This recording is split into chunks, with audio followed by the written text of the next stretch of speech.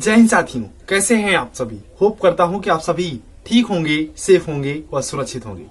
आज की इस वीडियो में हम सभी बात करने वाले हैं एलआईसी के बारे में। हाल ही में एलआईसी से रिलेटेड गवर्नमेंट का एक अहम फैसला और बहुत बड़ा फैसला आया है, जिसको हम सभी को जानना बहुत ही ज्यादा जरूरी है कि आखिर एलआईसी कंपनी क्यों नहीं है, और दूसरी बात कि आखिर एलआईसी को प्राइवेट क्यों किया जा रहा है। ये सबसे अहम मामला है कि एलआईसी अब प्राइवेट होने जा रही है। प्राइवेट तो प्राइवेट, एलआईसी के मालिक अब विदेश वाले होंगे। अब बात समझ पा रहे हैं। भारत की नंबर 1 इंश्योरेंस कंपनी, भारत की नंबर 1 ये इंश्योरेंस, इस समय इंश्योरेंस का काम कर रही है कंपनी। इसको नहीं कह सकते हैं, गलती से निकल गया था। अभी आज इसी वीडियो में आप समझेंगे कि आखिर एलआईसी कंपनी क्यों नहीं है। तो भारत की नंबर 1 कंपनी ही कह दे रहा हूं, लेकिन अभी बताऊंगा कि कंपनी नहीं है। भारत की नंबर 1 इंश्योरेंस कराने वाला कॉर्पोरेशन वो अब विदेशों के हाथ बिकने जा रहा है, यानी कि सरकारी से प्राइवेट होने जा रहा है। तो इसकी पूरी डिटेलिंग आज की इस वीडियो में करने वाले हैं। तो शुरू करते हैं लाइफ इंश्योरेंस कॉर्पोरेशन यानी कि एलआईसी से। एलआईसी एक एक्ट के माध्यम से बनाया गया था। इसका मतलब क्या होता है सर? इसका मतलब यह होता है सर कि भारत में कई तरीके से व्यापार किए जा सकते हैं। चाहे आप अपनी खुद की कंपनी के माध्यम से व्यापार करें, दूसरा तरीका एक्ट के माध्यम से यानी कि बॉडी कॉर्पोरेट के माध्यम से व्यापार किया जा सकता है। तीसरा तरीका आप कोऑपरेटिव्स बन के, चौथा एंटरप्रेन्योर बन के। मतलब ये सारी चीजें, ये ऐसे कुछ मेथड्स हैं, बहुत ज्यादा डीप है इकोनॉमिक्स का, वहां तक नहीं जाते हैं। ये 3-4 मेथड ऐसे हैं जिससे व्यापार किया जा सकता है। कंपनी हम सभी जानते हैं अपना कंपनी, जैसे टेस्ला कंपनी है, एचसीएल कंपनी है, या भारत की कंपनी रिलायंस कंपनी है, टाटा स्टील कंपनी है। ये सारी चीजें कंपनी है। लेकिन वहीं एलआईसी जो है ये एक बॉडी कॉर्पोरेट है। बॉडी कॉर्पोरेट ये क्या होता है सर? तो जो कंपनी ना होके एक्ट या कानून के माध्यम से बनाया गया हो उसे हम बॉडी कॉर्पोरेट कहते हैं। एलआईसी का निर्माण भी इसी प्रकार से हुआ है। कैसे सर? जिससे सरकार कोई बिल लाती है या कोई नया कानून बनाती है, उसी प्रकार से सरकार ने एलआईसी को भी बनाया था, लाइफ इंश्योरेंस कॉर्पोरेशन को भी बनाया गया था। कैसे? जैसे अभी हाल ही में सीईए जो सिटीजनशिप अमेंडमेंट एक्ट वाला आया, वो लागू भी तक फिलहाल नहीं हो पाया, लेकिन वो भी एक एक्ट था। उसी प्रकार से किसानों का जो मुद्दा चल रहा था, एक्ट बनाया गया था।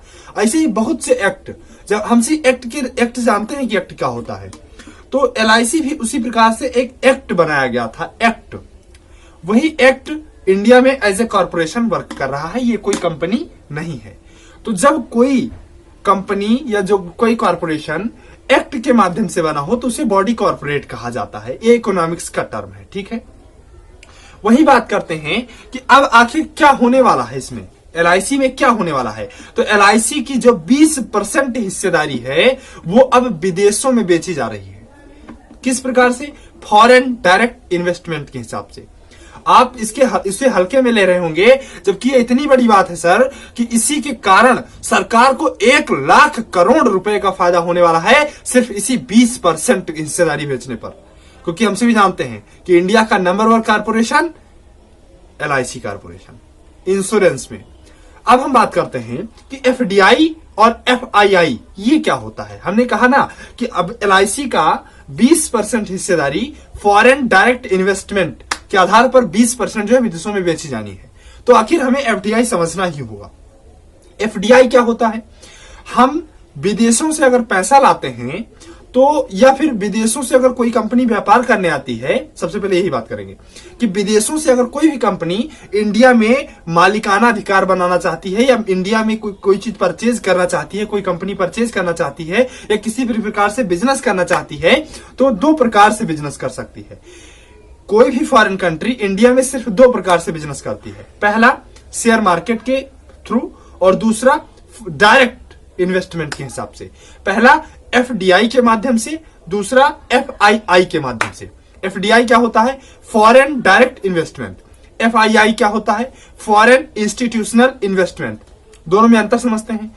जब विदेशी कंपनी शेयर मार्केट से आपके शेयर को परचेज करके उसका मालिक बनती है, तो ये एफआईआई की कैटेगरी में होता है। एफडीआई क्या होता है? मान लीजिए कोई कंपनी आपका 1% हिस्सा खरीदे, आपकी कंपनी का 1% हिस्सा खरीदे कोई विदेशी कंपनी, लेकिन वो आपसे डायरेक्ट मिल के खरीदे। एफडीआई में क्या होता है, एफडीआई में कि जब कोई कंपनी आपकी कंपनी का 1-2% हिस्सा खरीदती है तो आपके हानि लाभ सब में उसकी हिस्सेदारी रहेगी। आपको आपकी कंपनी को बढ़ाने का वो कोशिश करेगी, हमेशा आपकी कंपनी के साथ खड़ी रहेगी। वहीं अगर एफआईआई के थ्रू कोई कंपनी आती है तो वो आपका शेयर परचेज की 10 मिनट बाद आपका शेयर बेच देगी, फिर आपका शेयर परचेज की फिर 10 मिनट बाद बेच देगी। तो ये एफआईआई गवर्नमेंट इसे इंप्रूव नहीं करना चाह रही, इसे बढ़ावा नहीं देना चाह रही है।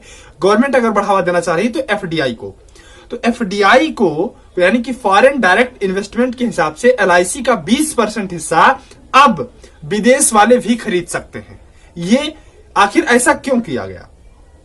तो हम सभी जानते हैं कि एलआईसी का निजीकरण करना जरूरी है, क्योंकि सरकार खुद पैसा कमाने के लिए नहीं बनी है, सरकार पैसा कमाने के साधन उपलब्ध करवाने के लिए बनी है। सिंपल बात। अगर अब ये नियम अब लाया गया है तो कैसा नियम बनाया गया?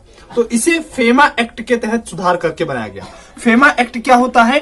FEMA act foreign exchange management rule होता है। क्या? Foreign exchange management rule. ये आखिर क्या है sir?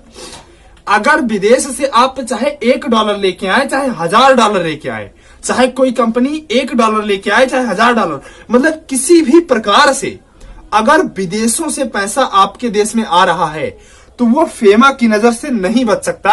Foreign exchange management rule ये 1999 में बनाया गया था। मतलब विदेशों से आपका पैसा किसी भी प्रकार से आ रहा हो, वो फेमा के अंतर्गत ही होके आएगा। इसी के रूल्स एंड रेगुलेशंस को फॉलो करते हुए आपका पैसा आएगा। तो यहां एफडीआई के थ्रू जो आपके इंडिया में पैसा आना है वो जरूर फेमा एक्ट से रिलेटेड होगा, तो वहीं पर इंप्रूवमेंट इसको करके बनाया जा रहा है। अब आप कहेंगे कि सर आखिर ये 20% हिस्सेदारी एफडीआई करके क्या किया जा रहा है, ये सिस्टम मुझे कुछ समझ में नहीं आया। और दूसरी तरफ क्या है कि एलआईसी का आईपीओ आने वाला है। आईपीओ अगर आप नहीं जानते मैं बताता हूं। आईपीओ मतलब होता है initial public offering. Initial public offering मतलब अब एलआईसी शेयर मार्केट में भी इंटर करने वाली है। शेयर मार्केट में जिस दिन इसकी पहला शेयर बिकेगा, आप मान के चलिए 4 गुना शेयर का दाम बढ़ेगा। मतलब सेम डे ही 4 गुना हो जाएगा। जैसे अगर आज शेयर की जो अगर एक शेयर की लिस्टिंग प्राइस 1000 रुपए है तो सेम डे शाम तक 4000 रुपए का वो एक शेयर बिकेगा। आप समझ रहे हैं कितने धुआंधार मतलब शेयर मार्केट में बाजारें लगने वाली है। मतलब शेयर मार्केट का त्योहार होने वाला है। जिस दिन एलआईसी का आईपीओ लॉन्च होगा, शेयर मार्केट में एक प्रकार से त्योहार होने वाला है। तो अगर आप लोग मेरी पर्सनल राय माने और अगर आप शेयर मार्केट में ट्रेडिंग करते हैं तो एलआईसी का शेयर धुआंधार परचेज कर लीजिए। मतलब मैं ये नहीं कहता हूं कि आप अपने पूरे पैसे को लगा के एलआईसी का शेयर परचेज कर लीजिए, लेकिन हाँ मैक्सिमम आप अभी तक आपने जितना ना किया हो उतना शेयर मार्केट में पैसा इन्वेस्ट करके एलआईसी के शेयर आप परचेज कर सकते हैं। ट्रस्टेबल शेयर है, गवर्नमेंट खुद इसको इंप्रूव कर रही है, गवर्नमेंट पर अधिकतर लोग विश्वास करते हैं। जितने ज्यादा डिमांड होगी उतने ज्यादा इन्फ्लेशन बढ़ेगा। इसी बेस पर माना जा रहा है कि शेयर का जो है प्राइस बढ़ने वाला है। ठीक है। अब अगर कुछ रह गया इसमें, अभी तक क्या है कि एफडीआई के थ्रू जो है एफडीआई के थ्रू जो कंपनियां हैं वो 75% हिस्सा जो है परचेज कर सकती हैं भारत में किसी भी इंश्योरेंस कंपनी का। 74%।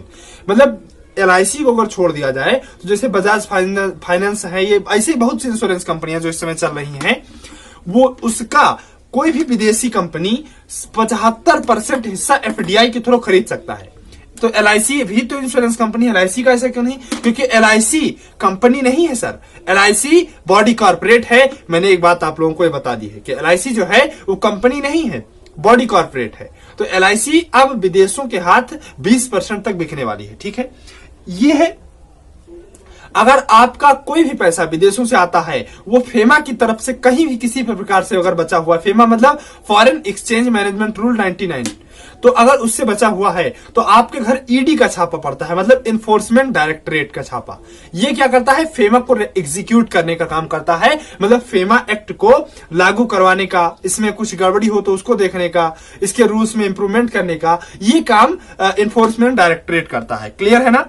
तो आशा करता हूं कि आप सभी ये कंपनी, एक बात और कि अगर एलआईसी, आपके मन में अगर कोई डाउट है, अगर एलआईसी कंपनी होती तो कंपनी एक्ट 2013 में रजिस्टर्ड होती, जबकि ऐसा नहीं है, इसलिए एलआईसी कंपनी नहीं है। आप सभी ये जान लीजिए। अब एक बात और कि आखिर LIC जो है, इसमें जो LIC के शेयर होल्डर्स हैं, मतलब जो LIC लिए हैं, अगर आपका कोई जीवन बीमा है LIC में, तो आपको क्या फायदा होने वाला है। तो गवर्नमेंट ने क्लियर कह दिया है कि जो LIC के होल्डर्स हैं, मतलब जो LIC लिए हैं, प्रीमियम इसका लिए हैं, उनके लिए हम 10% रिजर्व कर रहे हैं। आप अपना डीमेट अकाउंट खुलवा लीजिए, शेयर मार्केट में आ जाइए, 10% शेयर सिर्फ आपके लिए है। तो ये 10% फायदा LIC के होल्डर्स, LIC के प्रीमियम होल्डर्स को होने वाला है। क्लियर है ना।